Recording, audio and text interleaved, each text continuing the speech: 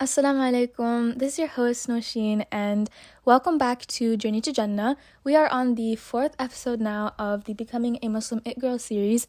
Throughout this episode, called Dispelling the Myth, being nice doesn't mean being a pushover, we will explore the importance of balancing kindness and standing up for ourselves. I've noticed a pattern where a lot of us Muslim women don't stand up for ourselves the way we should, simply because we think that it's too harsh, or we've been taught to be overly nice all of our lives. And I mean, that is what Islam calls for. In the Quran, Allah subhanahu wa ta'ala says to speak to others kindly in Surah number 2, verse 83. And from this, I feel like a misconception arises, and it causes a lot of people to think that you should be nice to the point where you become a doormat for others to walk on and essentially become a pushover because you're unable to properly set boundaries because you think that it's not nice. So what I want to say is, don't take being nice to others and being disrespected and put them into the same category, because you should be able to stand up for yourself. You should be standing up for yourself instead of thinking that you're going to be too rude or too mean to others. It's ironic because in Islam, we are taught that each individual, every single one of us, has an inherent value that Allah subhanahu wa ta'ala has bestowed upon us. And when someone decides to disrespect that value that Allah has given you, you should be able to stand up for yourself. And when I say stand up for yourself, I mean stand up for yourself in a way where you still have dignity. Kindness, or rahmah, is a concept in Islam that goes way, way beyond just the superficial being nice, just for the sake of being nice, that we categorize it as. It's giving others genuine care and love and compassion and wishing true goodness upon them. Our Prophet ﷺ is the person that we should be looking up to when it comes to everything, but in this case we're talking about kindness, and the way that he treated people around him with both words and with his actions. He emphasized treating others nicely. It didn't matter the social status that they had, the amount of money that they had, or even if they were Muslim or non-Muslim. He taught us all that kindness should be given to all living beings. So yes, Islam does recognize the inherent value and dignity of every individual, and we are encouraged to stand up for ourselves while also maintaining our self-respect and our dignity. There's a large misconception that if you stand up for yourself, you need to raise your voice or scream at someone or even get into a physical fight with them for what they've done to you or called you. But Islam calls for a balance, and as such, we should react to what has happened to this whole situation in a very balanced way. So what does this actually mean? First off, be assertive. For example, if someone says something that's very backhanded to you, don't let it slip, especially if this person has done it multiple times to you. If you don't stand up for yourself, then they're going to do it again and again and again, because they know you're not going to do anything about it. You're not going to stand up for yourself, so they will keep on doing it. Something I have heard my mother in all her wisdom say to me growing up a lot is and essentially what she means by that is, if you stand up for yourself once, they're not going to turn their heads back to look at you because they know you're going to stand up for yourself. So basically what she was trying to teach me when saying that is, even though I didn't know she was trying to teach me something, is that if you stand up for yourself once, nobody's going to come back and come to you and try to do it again, because they know that you have respect for yourself and you're going to stand up for yourself, and you're not going to take whatever that they give you, whatever negativity they give you. Be assertive, speak up for yourself, and for example, if they say something that's very backhanded, you can be like, what do you mean by that? Put them in their place by being confrontational. And this way you're both not letting go of what they said, but you're also not saying anything that's overly rude or raising your voice or something, and you have actual control of the situation because you're reacting in a calm manner. Practice being assertive in situations like this, because that's the way that you're going to be able to gain control of a situation.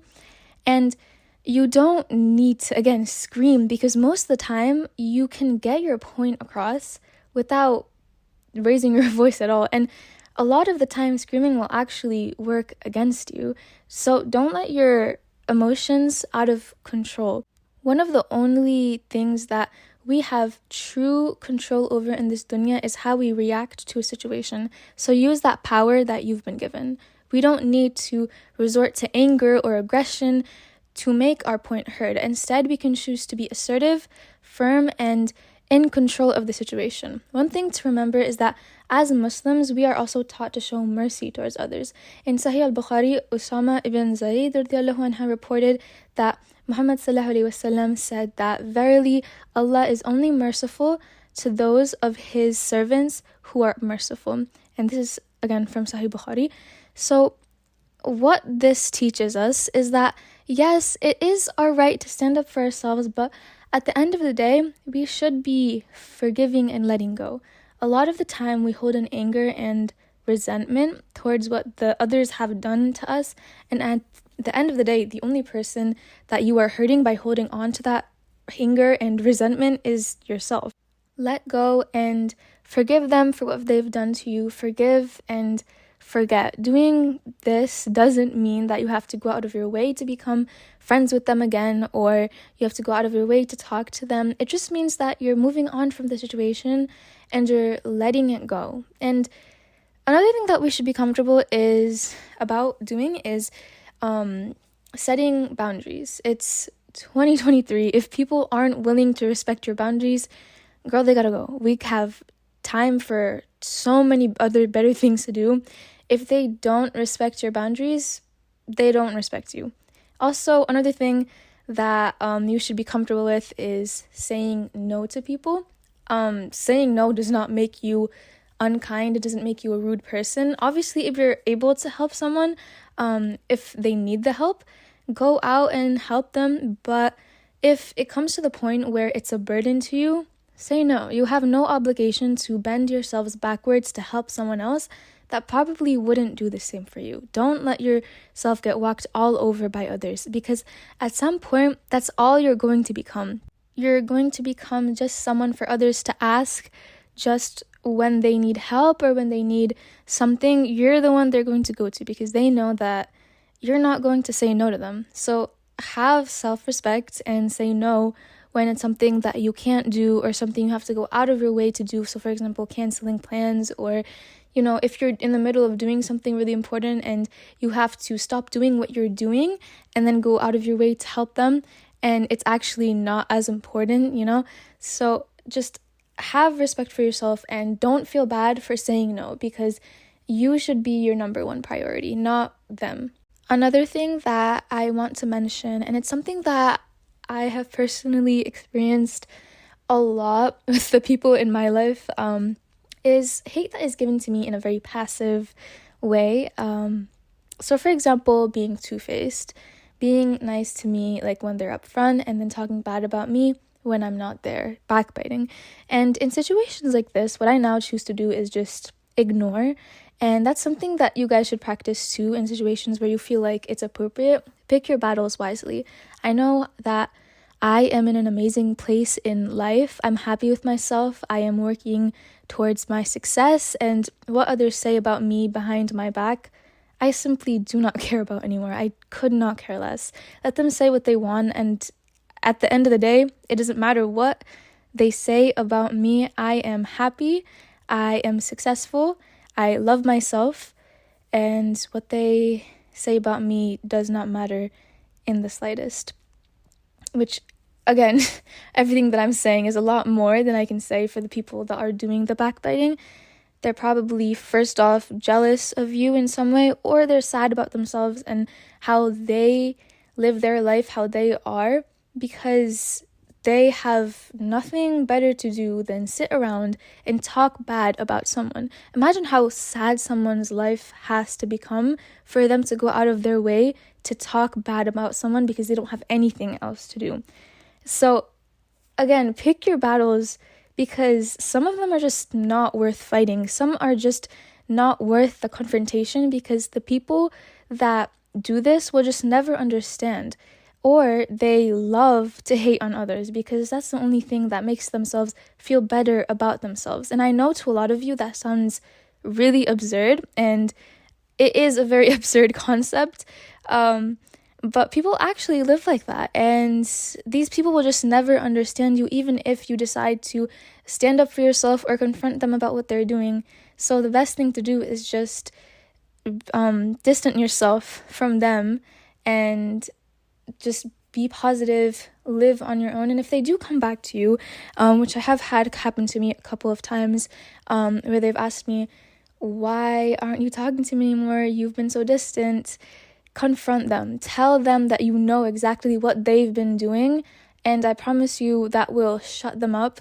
That will, they will just not talk to you because they realize that you know what they're doing, and it just won't be as fun to them as much as it was before, if that makes any sense.